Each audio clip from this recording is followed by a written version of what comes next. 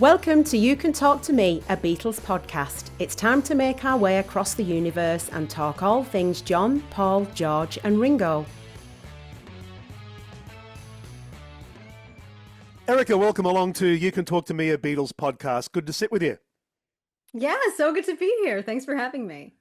And I know how busy you've been. We were just talking before we started, and been a lot of pod appearances. There's a lot of buzz about this book that you're behind. So very much looking forward to diving into it and the world of the Beatles at that time. The book is Meet the Beatles, the Butcher cover, the complete untold story of the Fab Four's most controversial album artwork.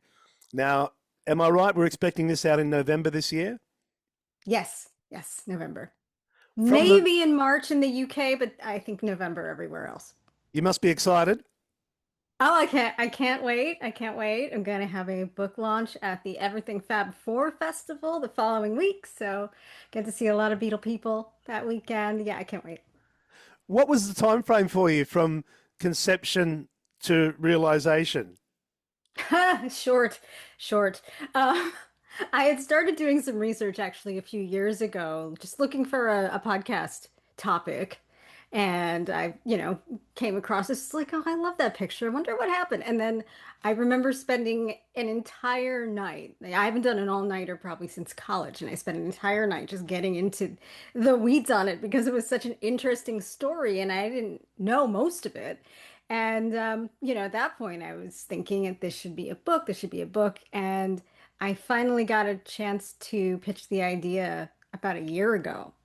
And so the publisher really liked the idea, but was like, can you write it in a couple of months? Because we want to get it out in November in the 60th anniversary year of the Butcher cover. So I said, sure, I can do that. And so it's been just a crazy, crazy whirlwind ever since. And basically nothing but the Butcher covers for the past year. Oh, good on you. And I'm looking forward to going into that because I've seen some early images of the packaging, which just looks incredible as well. So looking forward to getting into the weeds a little bit. But I always like to ask our guests, if we go back in time, and it's always special for everyone individually, when did the Beatles hit you and how? Just we were talking before, also 8 years old. As a second generation Beatles fan, I remember my dad is a huge Beatles fan. He, made mixtapes before that was easy to make mixtapes, and he just loved music. And I remember he put it on in a car ride, and I just never stopped listening to it from that day forward. And very shortly after then, Paul McCartney was doing his massive world tour, his Flowers in the Dirt tour, and so that just clinched the deal. So ever since then, I've been obsessed with the Beatles, especially Paul. And this book has been interesting because this is really a John story. So this is my first real deep dive into a John topic. I thought that when I first heard about this book, it felt like it was long overdue as an entry into the world of Beatles authorship. And it was almost one of those things when I heard it, I thought, oh, of course, why has that never been done? And and again, I think we are in a great era for Beatles authorship, aren't we? It's been, particularly in the last decade and more, it's been a really exciting time. This feels like it's going to be one of those great entries. It's also very much, and you got me thinking about this when I heard you in an interview, it's very much also a story about Robert Whitaker, the photographer, isn't it? Yes. This does not happen without Robert Whitaker, and Robert Whitaker does not happen without Australia.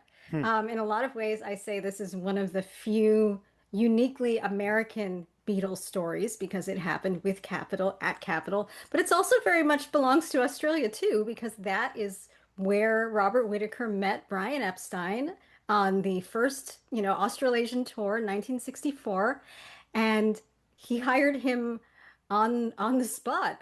Do you want me to talk more about Robert Whitaker or the story about how they met it all? Yeah, absolutely. I Okay. was doing a little bit of research. I saw that Robert was born in 39. He had an Australian father and a British mother. And Yes. it seemed that art at a very young age is very special to him. Could you take us back a little bit in time to that young man? And it was through you that I heard this terrific story of him and Dali. I thought that was a wonderful Yes. piece. Would you mind maybe starting us there? Of course. So Robert Whitaker, as you said, he was born in the UK to a British mother and an Australian father. He always called himself part Aussie lad, as he said. A lot of people do say he's Australian, but he is half and half. So that's where he's from. He had a penchant for surrealism from a very early age. When he was 16 years old, he found a book of Salvador Dali artwork. And he did the most amazing thing. He cut the thing up, he made it into collage art, made a new book out of it, a new art piece, and he mailed it to Salvador Dali as a 16-year-old. And this started a relationship, a correspondence with the two of them that lasted years. And in 1967, 1968, Whitaker actually went to photograph Dali, and they're remarkable photographs of him, of, this artist legend in the late prime of his career, and just they're so intimate, and they're weird in the same way the Butcher cover is weird and surreal. And yeah, so that was surrealism was always a very important part of Whitaker's photographic and artistic sensibility. It almost seems like he was the right photographer at the right time in that story. When you look at the Beatles story, as you would well know, you couldn't have crafted it better as a narrative. All the right people in all the right moments at exactly the right time with the right set of skills. And Oh yeah. and And he that's no, go ahead, sir. no, please. That is so much down to Brian Epstein, because Brian had this innate instinct for not only talent for, wanting to manage the Beatles and adjacent groups and everything, but also finding the people to surround his artists with, to make them appear in not just the best light, but the most interesting light. And he gave them different avenues to help them grow as performers, whether it was, having Scylla at the Savoy, or having Hmm. Robert Whitaker, or he had that automobile company that helped his artists and, others like them get the cars they wanted. Like, he just always was thinking about how to make this, community of artists and the adjacent, people to help them just bigger and better. And it's interesting about Epstein, because he had a vision, but it wasn't his vision. It was a vision almost of expanding creativity in the way that he didn't touch what the Beatles performed. He didn't deal with the music. It was kind of the same with Robert Whitaker. Now, Robert Whitaker did not know the Beatles. He was not in the Beatles' orbit. In By 1964, he had been in Australia for a few years, and he was very successful at 23, 24 years old. He was successful in two ways. First, he had a fashion and editorial photography studio. He was photographing for Australian Vogue and, other very high fashion important magazines. And then on the other side, he had made friends with the the creme de la creme of the Australian artist circle, Philippe and Murkamura and Germaine Greer and, Barry Humphries, Dame Edna. He had all of these illustrious friends. And at that time, at that same month, June, July, he was preparing to exhibit his work in an exhibit at the Melbourne Museum of Modern Art.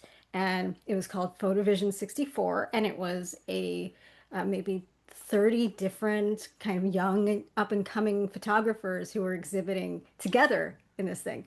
So when Australia was preparing for the Beatles, and I think the Australian Beatle fervor was even greater than the US Beatle fervor, if possible. Whitaker was not doing that. He was a Beatles fan, of course, who wasn't, but he was preparing his own art, and there was no logical reason why he and the Beatles would cross paths. He was not a celebrity photographer. He just didn't, there was no reason for it. And at that point, the Beatles' artistic growth was not yet all that apparent. maybe beyond those who read in his own right might have started seeing, a different side of the Beatles beyond pop music. But, to the general public, that was not known. So it was a chance encounter in that Robert Whitaker had a friend, Adrian Rollins, who was a writer, and he got an assignment to profile Brian Epstein for the Melbourne Jewish News. So he got this wonderful opportunity, and he asked his friend Robert Whitaker to come along and take portraits for that. And it was just a friend bringing a friend, and they got to that massive scene in front of the Southern Cross Hotel in Melbourne. Some people say it was up to 300,000 Yeah. people in the streets. I don't know if that's correct, but the photos, I mean, it's an entire city full of people. It looks insane. So they had to go through this, and they went up to the penthouse and they photographed Brian Epstein and did the article about him.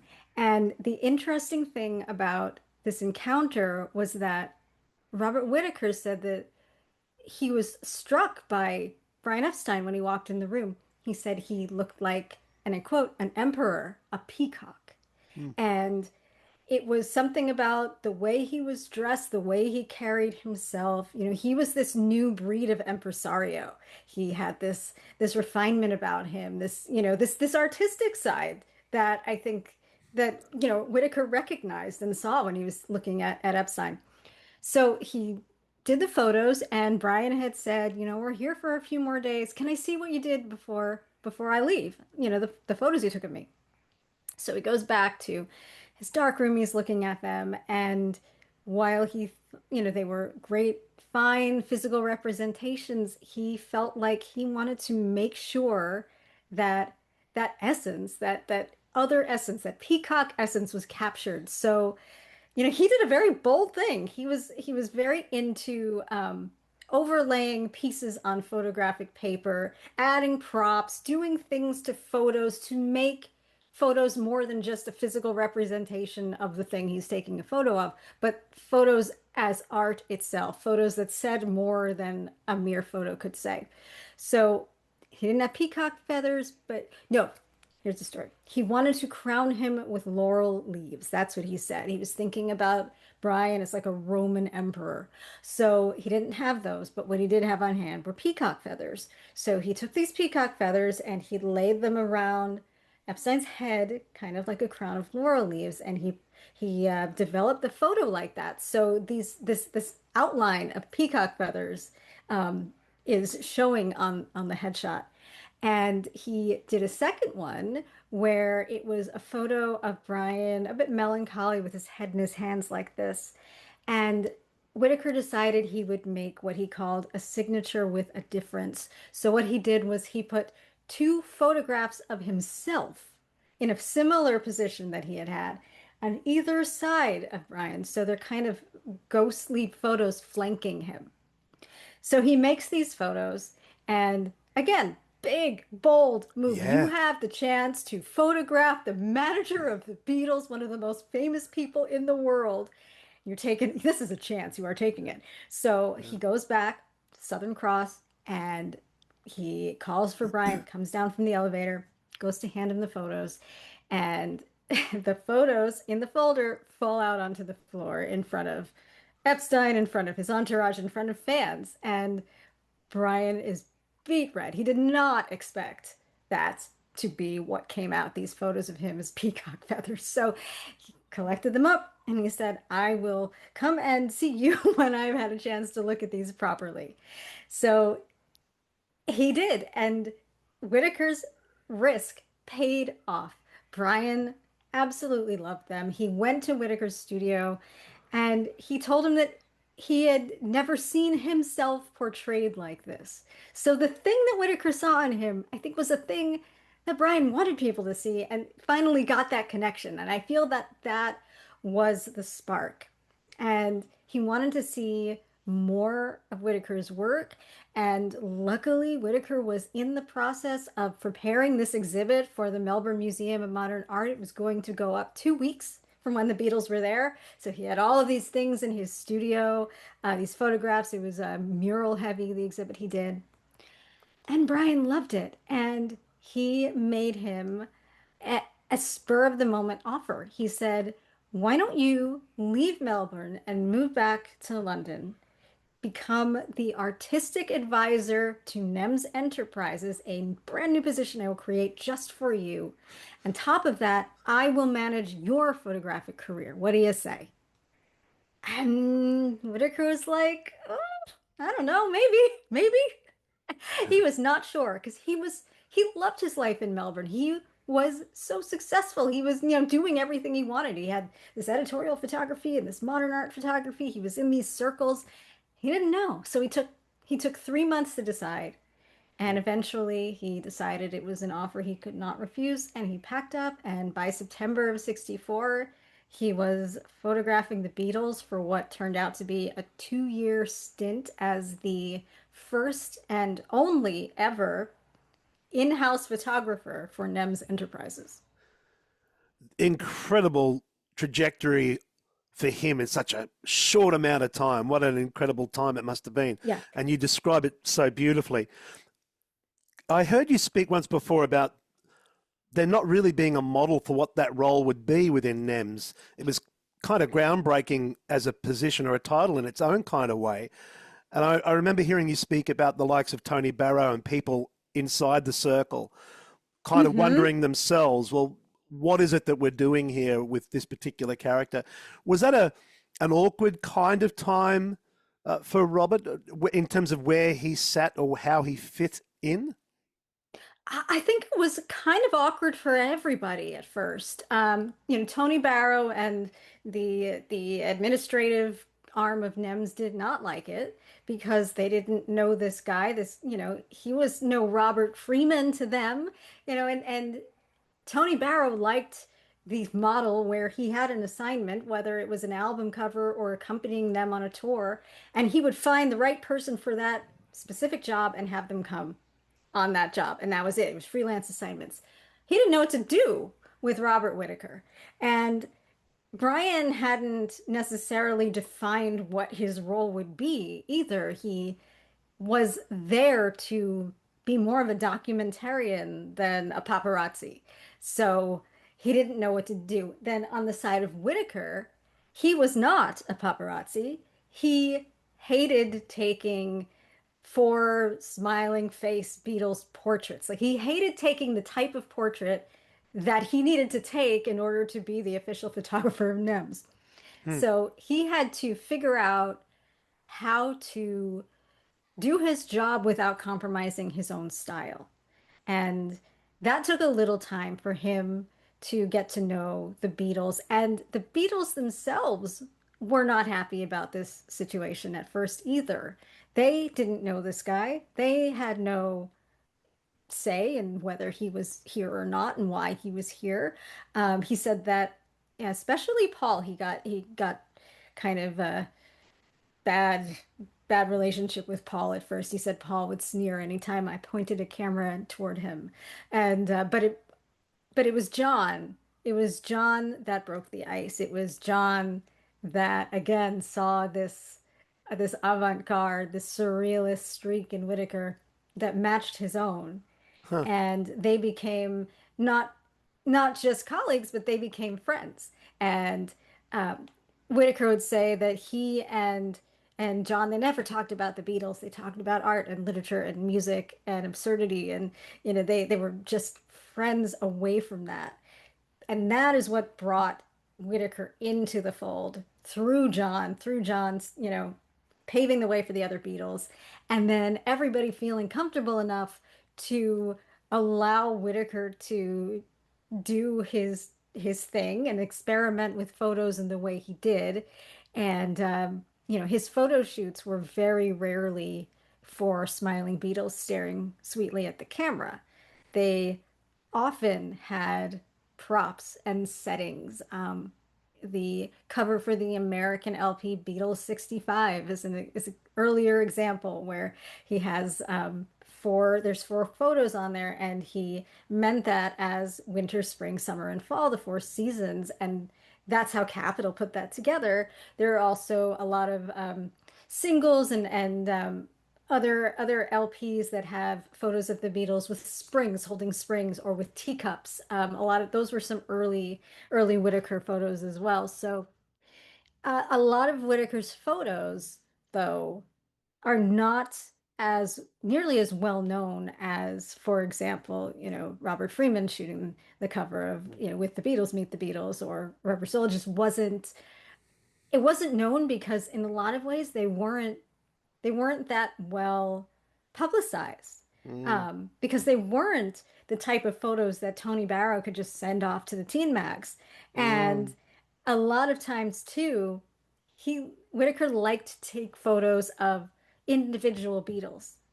And Tony Barrow couldn't use those. He had to be all four at once. So while many of his photos are wonderful and unique documentations of the Beatles in this transitional time from late 64 to mid 66.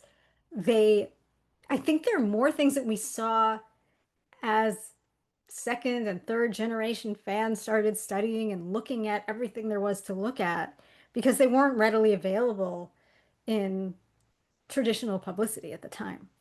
mm. I'm just curious. I'm looking over your right shoulder just to jump lanes for a moment. Is that a Robert Freeman Ringo, or is that a? That's a Paul McCartney, Ringo. Is it That's from really? the Eye of the Storm photo Oh, there we exhibit. are. Okay. Yeah. Oh, good stuff. I had to ask. It was pulling my eye.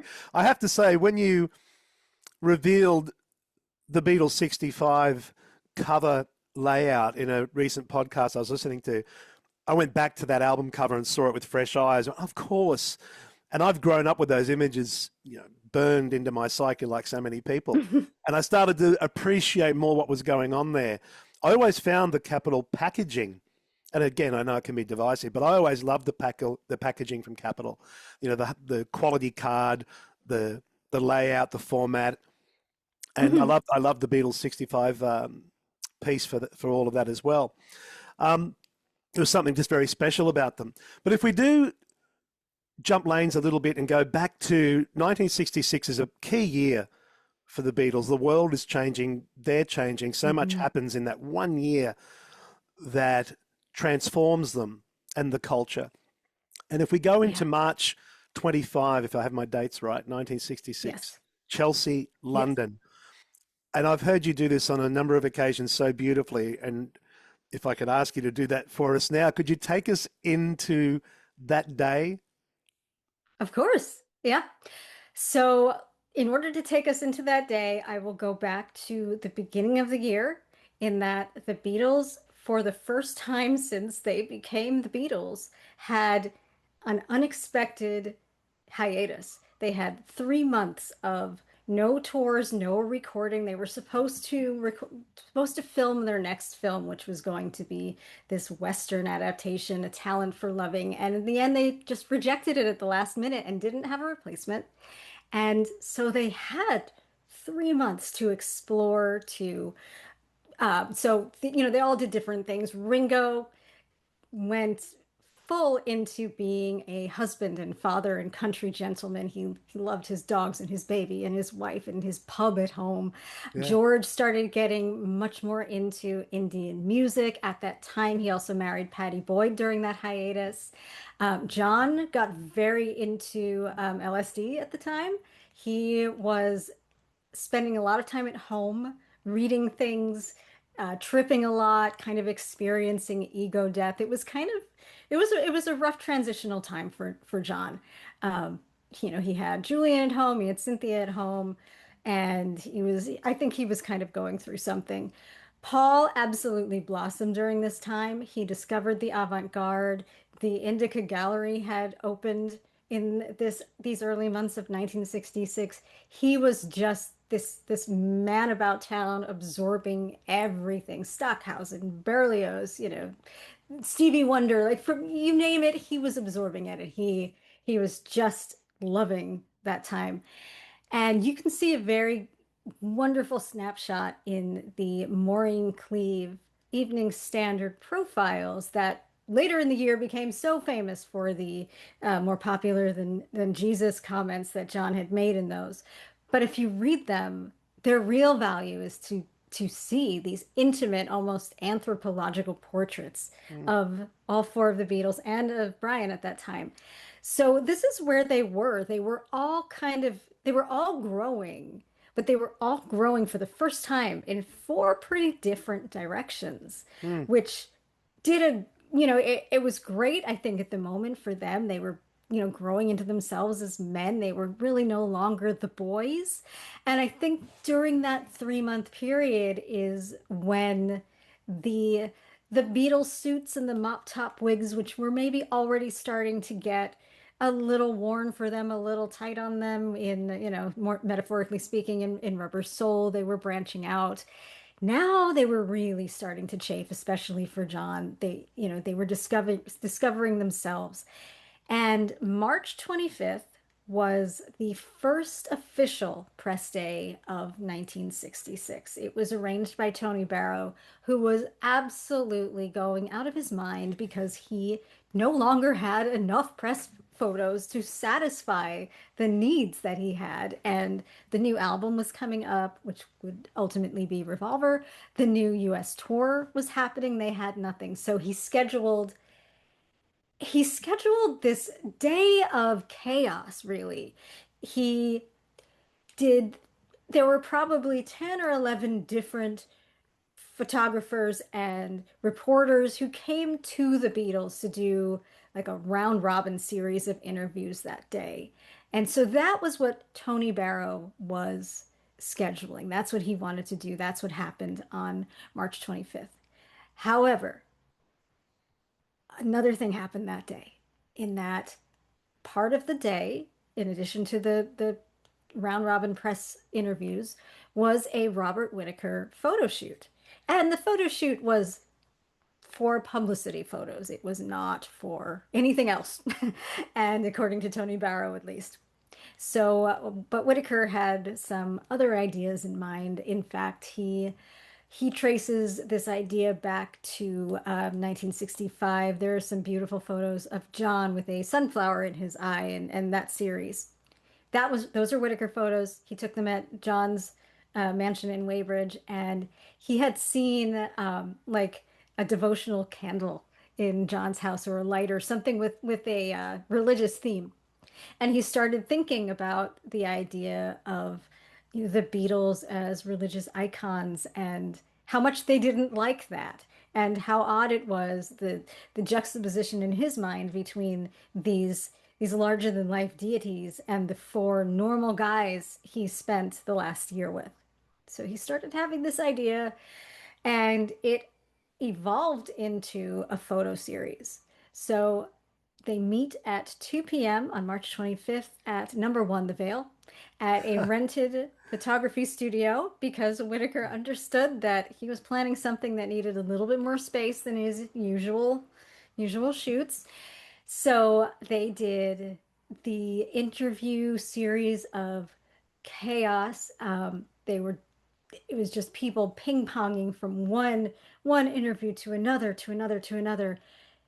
And in the corner, Robert Whitaker was setting up a very interesting tableau. He was getting deliveries. He was getting deliveries of glass eyes and of doll parts, um, doll parts that were dismembered. They came, the heads and the arms and the legs and the torsos all separated from one another. And he got his friend, a butcher in Chiswick, to send over a whole bunch of raw meat and sausages. And Tony Barrow was horrified. He was looking at this. He was like, "Oh my God, I cannot handle it." John Lennon, however, was so excited. He actually just left those interviews and he came over and he started like smearing the doll heads with the meat and getting so excited about it. And he couldn't wait. He didn't know exactly what Whitaker had in mind, but he saw these props and he was excited about it. So the interviews finally disperse. They are over. They have one final thing to do before the photo shoot, and that is an interview with Tom Lodge of Radio Caroline, Pirate Radio. And that should have been a great experience for everybody. because the Beatles loved pirate radio. It was a promo flexi disc to promote the new Disc and Music Echo newspaper that Brian had a 50% stake in. So everybody benefited by this. But when they got there, it is the most inane. It's so hard to explain how awkward the interview is. And you can hear it. You can find it online. The Beatles, who were so thoughtful in those interviews with Maureen Cleave weeks prior, and in fact, Paul's had come out in the newspaper that day on March 25th. They were not the same people. These guys were, they were, joking about drugs and sex and sniggering, and they refused to answer a question with anything serious. It's very uncomfortable. It's 21 minutes of discomfort. Wow.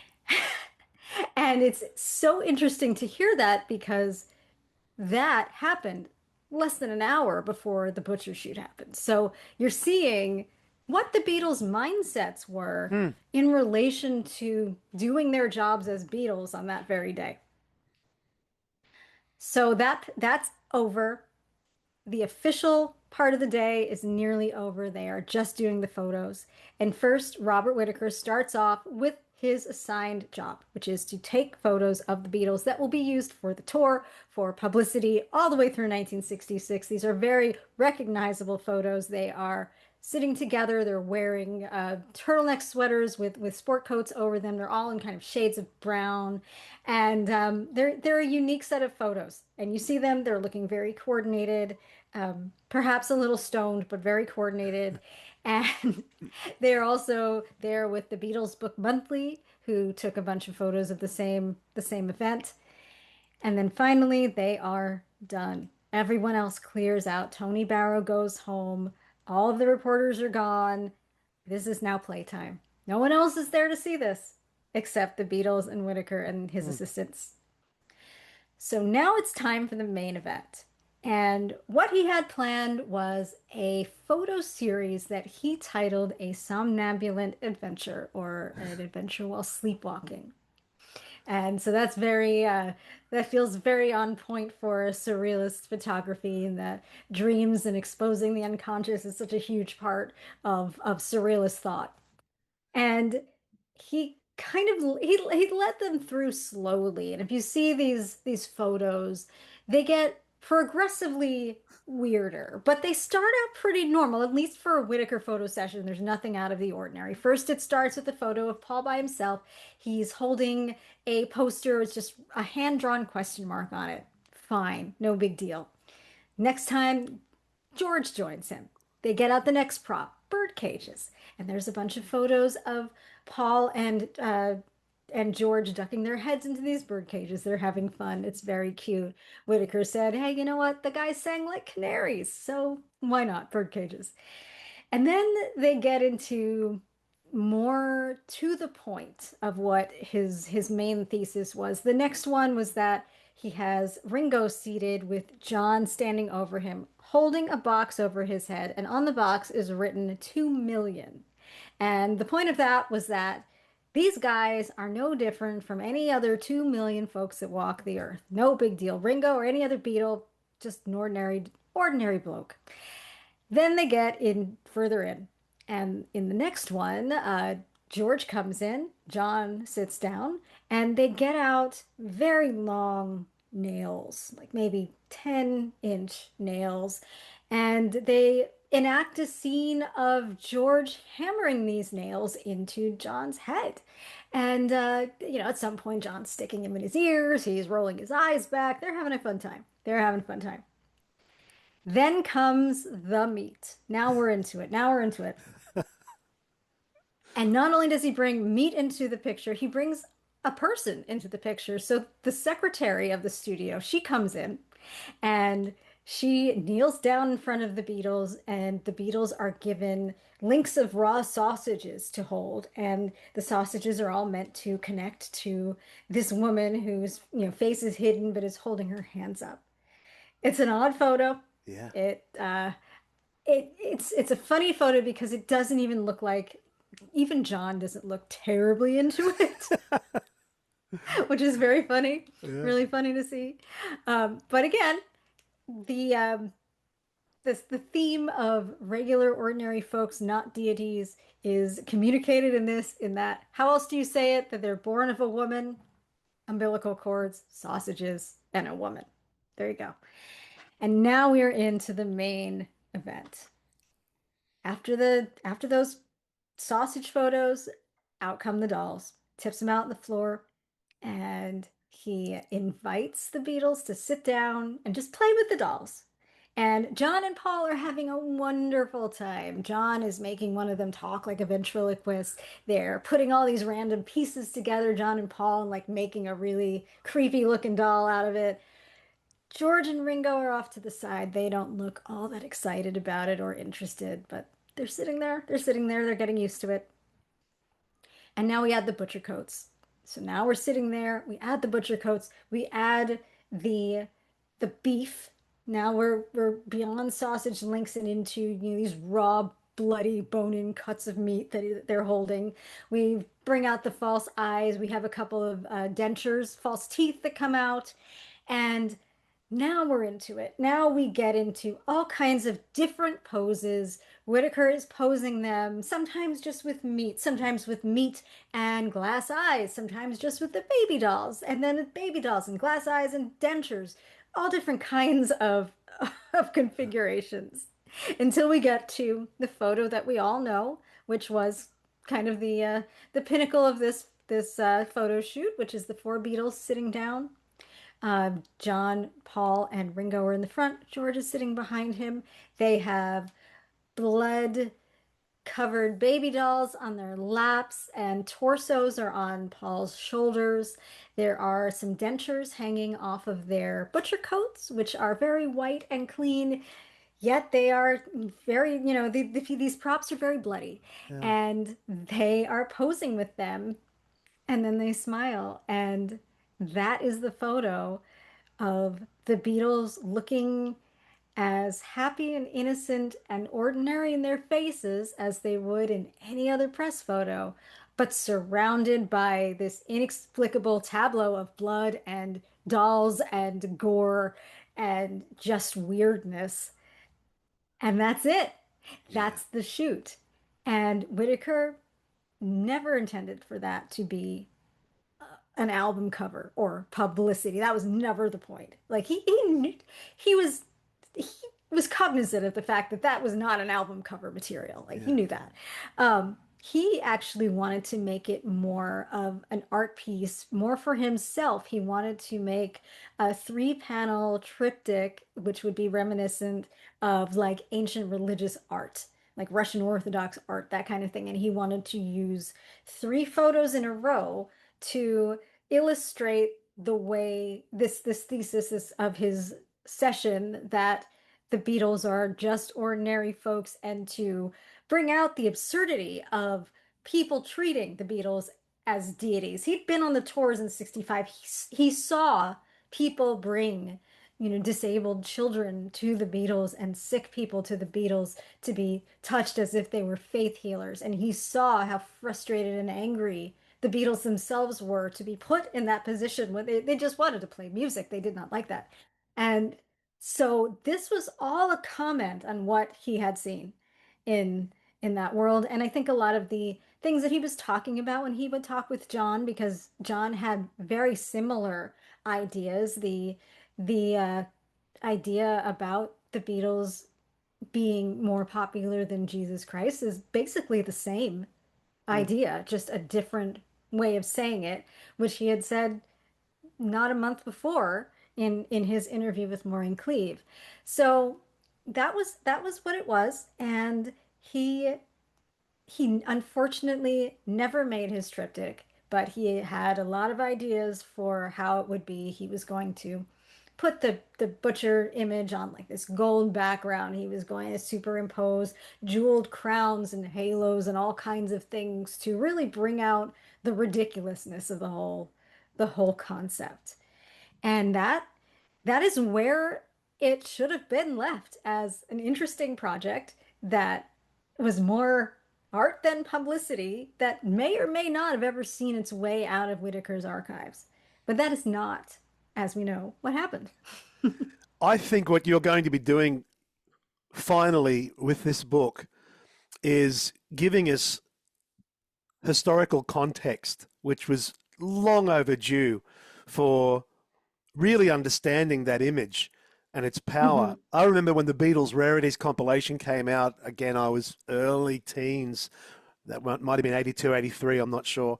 But I remember my mother bought it for me and it was, $8.99 Australian. And I loved the cover, the Mad Day Hmm. Out. A tiny photo, yeah. Yeah. And I remember opening the gatefold and I had no Hmm. context and I'm still a kid. And I just remember how good they looked in terms of, I love 66 Beatles to look at. I think Hmm. the hair is now coming out. They're a little more cool and relaxed, sunglasses in photo sessions, sunglasses in the studio more and more. But that image in full color, and I remember thinking, I have no idea what this even is. And it was kind of horrifying. And what happens next, if we can spend a bit of time just touching on that, if you have the time to give, Yeah. when the world is witness to this, there isn't any context. There isn't any understanding of No. Whitaker's intent. So you're just getting it as part of a series of album covers that you've been conditioned to wait for and to expect. And in that Right. space, it must have been, to quote the famous image of the poster art, incredible. It must have Incredible. it must have really been something quite amazing at the time. Do you have a little bit of time to take us through how that happens and gets Oh, away sure. from Whitaker and enters the zeitgeist without any understanding of specifically what it is? Absolutely. So this is a fun story too, because there are a lot of myths about the butcher cover. People say, oh, it was a direct response to capital butchering the Beatles, or it was a Vietnam War protest. There are a number of myths about it. None of those were true. But what happened was that a month after the March 25th session in April, Brian saw the contact sheets for the butcher cover, I believe, for the first time ever. He had had a meeting with Whitaker on a day in late April, on the same day when the Beatles were coming in for an interview with a German teen magazine.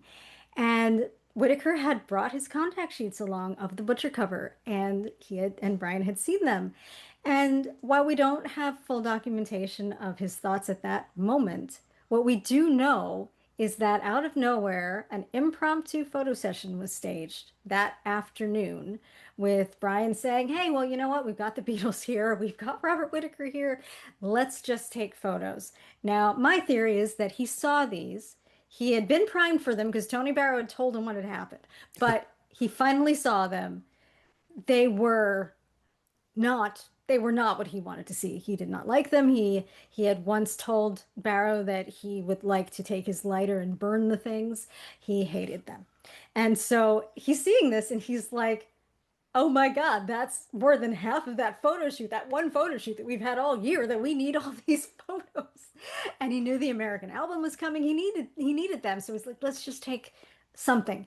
And the evidence of that is all over that photo, which ended up being the yesterday and today trunk photo. And they were taken in Brian's office with very minimal lighting. With Brian had these very garish mod color, orange, brown, and blue curtains that were there in the backdrop. The Beatles were not dressed really for a photo shoot. They were more they were doing this between recording sessions. They were dressed for recording.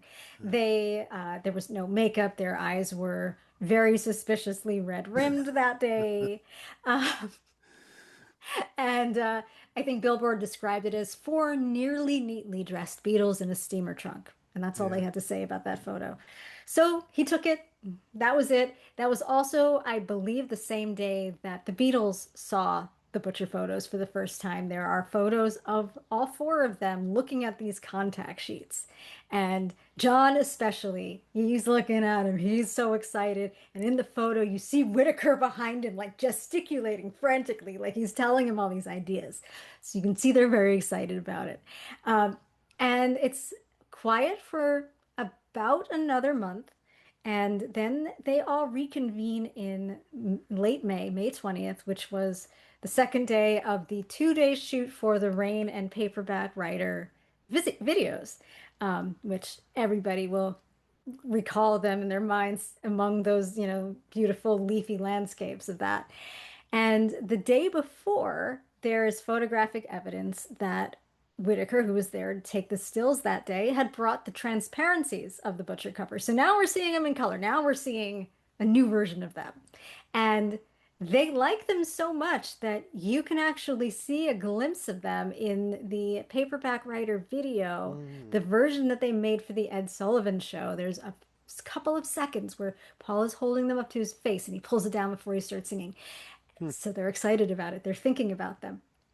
And then it all comes to a head the following day, May 20th, in Chiswick House and Gardens. And while they were recording on the other side of the Atlantic, Capitol was preparing their next Beatles cut and paste compilation album called Yesterday and Today. And they needed a photo. They asked Brian Epstein for a photo. Brian had sent them actually the trunk photo. It was really all he had because he couldn't use the ones from March 25th for publicity. They were already earmarked for something else, and he couldn't use anything else. Even the not absurd photos were just the Beatles by themselves, not usable, nothing usable.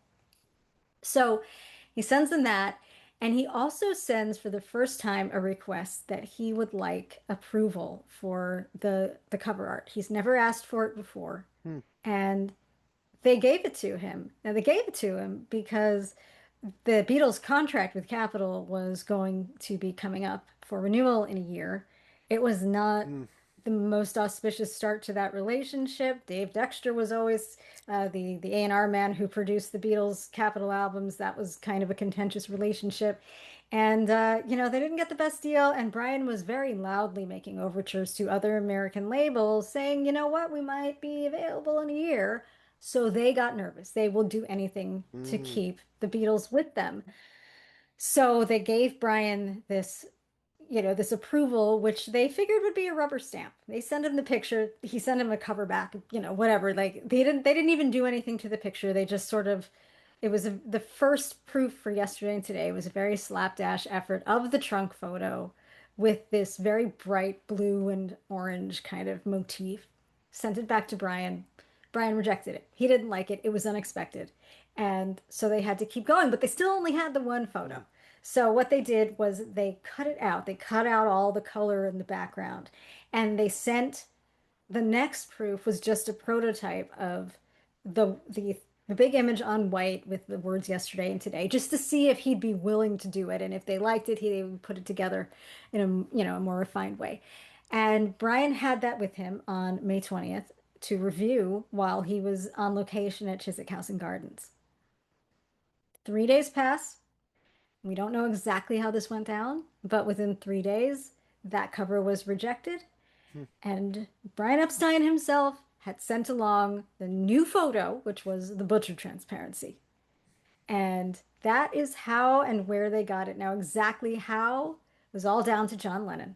He had said he had pushed for it to be an album cover. He had seen this. I think what happened was that once he saw it, it aligned with the ideas that he was having about wanting to break out of this Fab Four persona and not wanting to do something on a mass scale that would shock people into realizing that there was more to them than, four matching suits and Beatle bowl cuts, because he was so sick of it. And so he pushed Brian, who hated this thing more than anything, he hated it, pushed him to not only send it, but to argue for it to Capitol on their behalf. Alan Livingston, the president of Capitol, calls them and he says, "What in the hell is this?" When he gets the photo, he's horrified. He knows what the reaction is going to be when this becomes an album and it goes out to DJs and reviewers. He's sure of it. And Brian Epstein very valiantly argued on the boys' behalf. He or one of the Beatles even said it's their comment on the war. So that's kind of where that started. They were kind of using it as an arguing point to get them to do this. And, Brian was kind of having the same insecurities, and I think this is what prompted him to say yes to it. His contract was actually coming up for renewal in the following year too. Hmm. And as the Beatles were getting less and less invested in the Fab Four personas and more interested in staying home in the studio, making music that had never been made before. You know, this is the point when if anybody's arguing about who the fifth Beatle was, I say this is the point where it was Brian, and then it switches to George Martin Hmm. because they are all directed toward that now. And Brian's talents were in things that were no longer going to really be useful. Image control, managing tours, being their press spokesman. You know, he was getting so nervous that his place in this empire that he built was going to go away and they were going to just kick him to the curb in a year. And he was kind of doing the same thing that Capitol was Hmm. doing. He went against his better judgment because not only was he very loyal to the band, but you know, this was kind of a survival mechanism, in my opinion, you know, for him to be able to give them what they felt they needed. Hmm. And you know, while I don't think that the subject matter of the Butcher cover was anything that Brian Epstein would have been interested in, I wouldn't be surprised if, in a sense, he understood it as a creative endeavor in the same way that those peacock photos from 2 years previous were a creative endeavor. He understood Whitaker's style innately, but this was a bridge too far. Yet all of these factors come into play, and so no more trunk photo, hello Butcher. Hmm. And then on Capitol's side, they were having some trouble at Capitol in getting their albums to all drop across the country on the day they were supposed to. They were having delays and, you know, production pipeline issues. Hmm. So they were under immense extra time pressure for this particular album. They had had a goal to get it out by June 15th. And all of these delays with asking Brian to approve it, and then he rejects it, and then he rejects it again, and then there's a new cover, all of this stuff. They're freaking out. They're spending so much extra money on new plates and sending around approvals, all this stuff, and they're wasting time. And I think what ultimately happened, people say, how did this thing get made? Everyone sort of grit their teeth and said, let's go. Alan Livingston, though, had said, hey, let's just do a test run. Let's do a couple of thousand. Let's send it out to reviewers first, test it. If it happens the way, you know, if the reaction is what I think it is, then we know. No one listened to him. Whether they didn't hear it because they were so busy or they just willingly didn't hear it because they wanted to meet that deadline, instead of a test run, 750,000 were rushed produced and made their way across the country to drop on June 15th, 1966. And Hmm. that's how we end up with this photo that was, you know, a surrealist art project that never should have been a cover, just made its way through the pipeline and became this mass-produced cover. Absolutely amazing. How quickly things then do change in terms of recall and repositioning. Hmm. And Yeah. and Five we days, really. is that all it was? 5 days between the official release date for yesterday and today and the actual release date of the trunk cover, 15th to the 20th. They had a Wow. few extra days because they had started around the 13th getting calls from reviewers and DJs about how disgusting this album was and how they wouldn't, you know, retailers wouldn't handle it. Like they just would not stock it.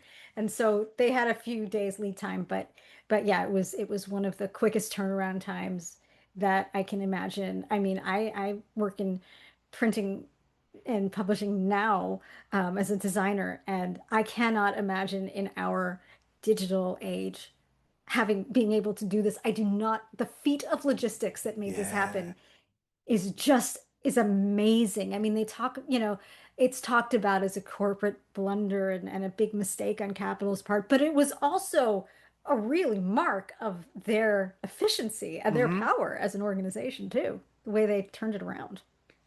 That recall and the trunk photo gets its time and makes its way back. Mm-hmm.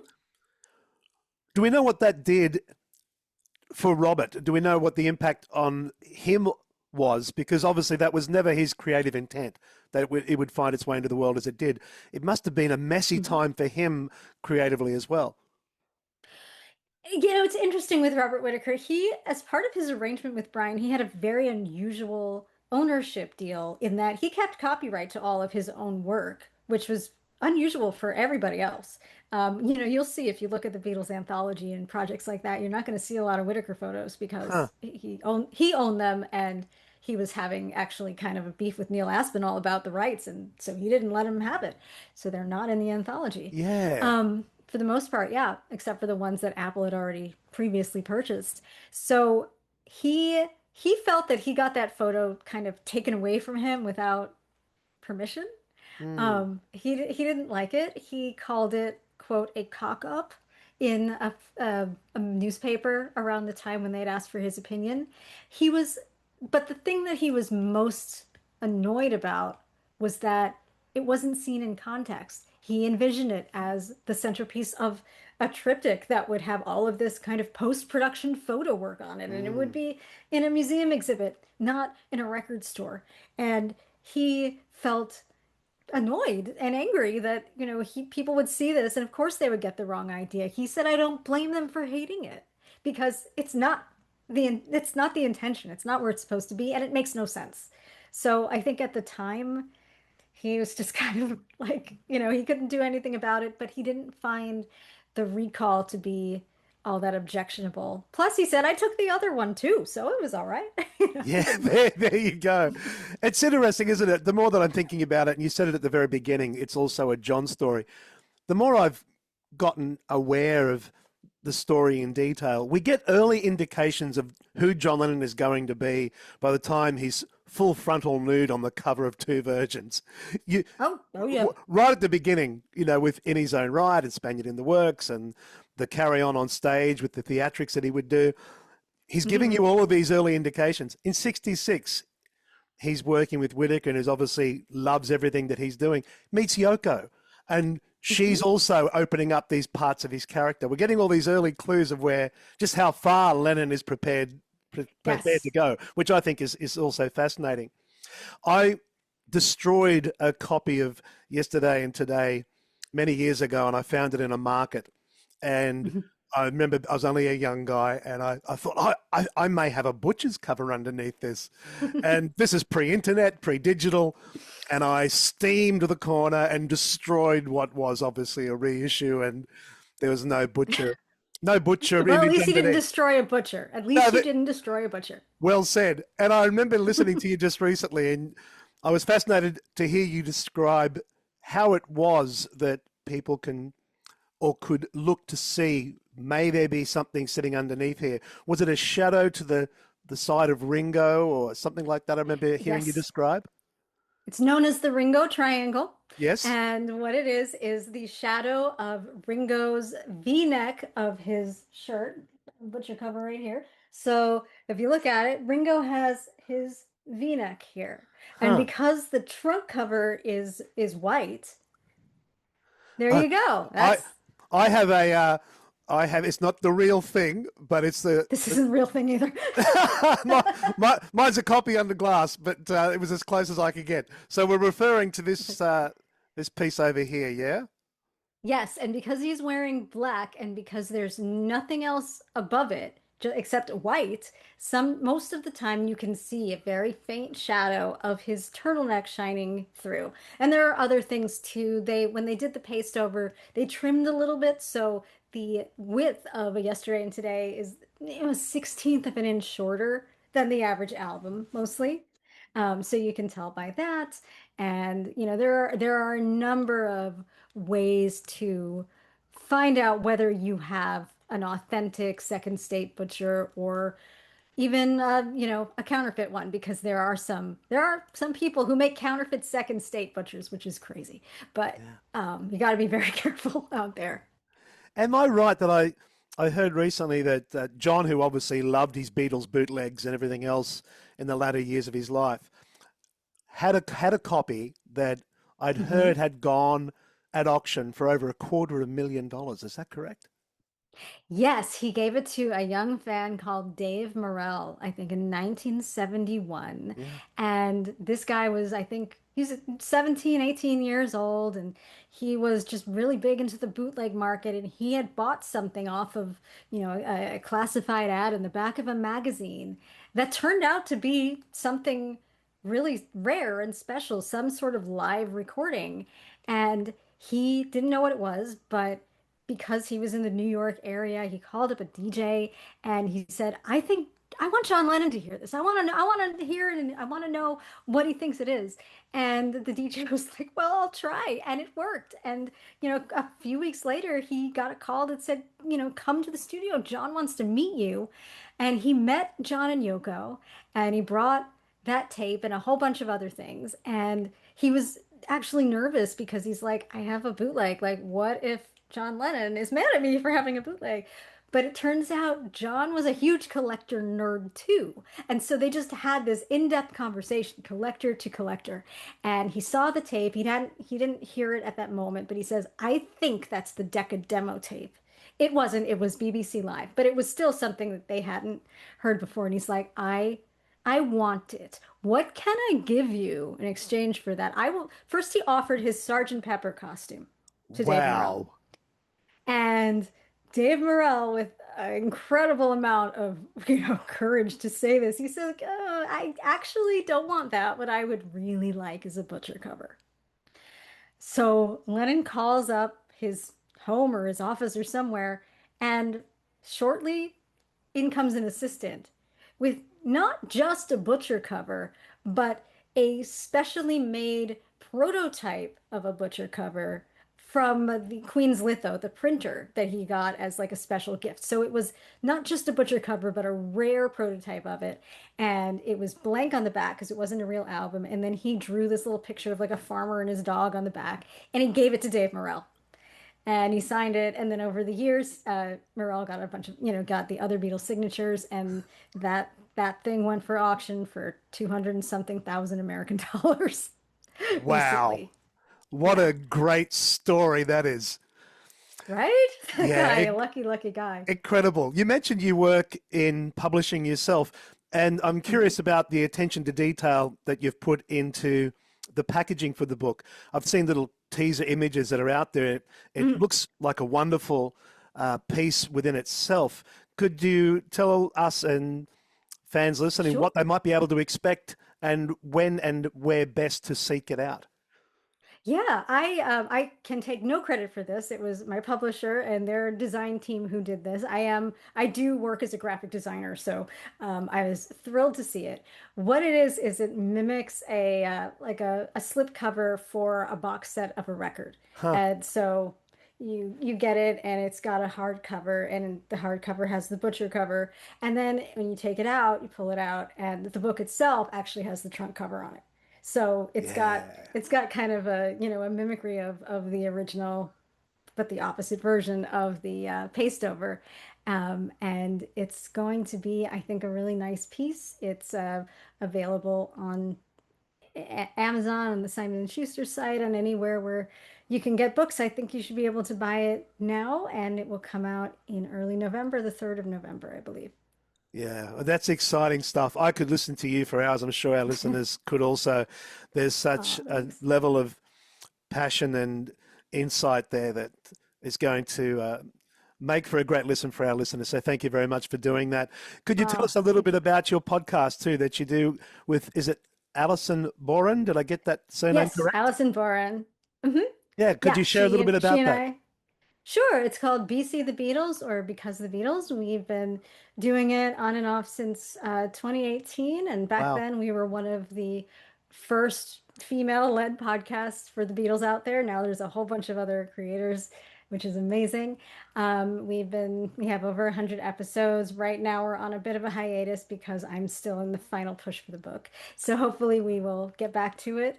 We are doing a 1966 series where we're going in depth on every month in 1966 to sort of track this absolutely astounding transformation that happened in 12 months of the Beatles' time.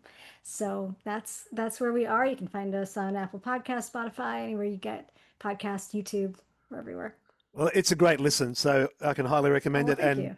thank you so much for all the time. As I was saying to you before we started recording, I've been hearing you quite a bit across pods, and I can see how busy you are. And I thought to myself, I hope I can get a little more out of you than not, knowing how much of you has been out there. And this has been incredibly generous and insightful. And I want to thank you on behalf of all of our listeners for being so generous with that time, and wish you all the best for what I'm sure is going to be a terrific success. Oh, thank you so much. I'm so happy to do it. It was extra fun to be able to talk about the Australian connections with an audience that I hope really appreciates Robert Whitaker's origins and the origins of this whole story in No doubt Australia. about it, Erica. All the best to you. Thank you. Thank you so much.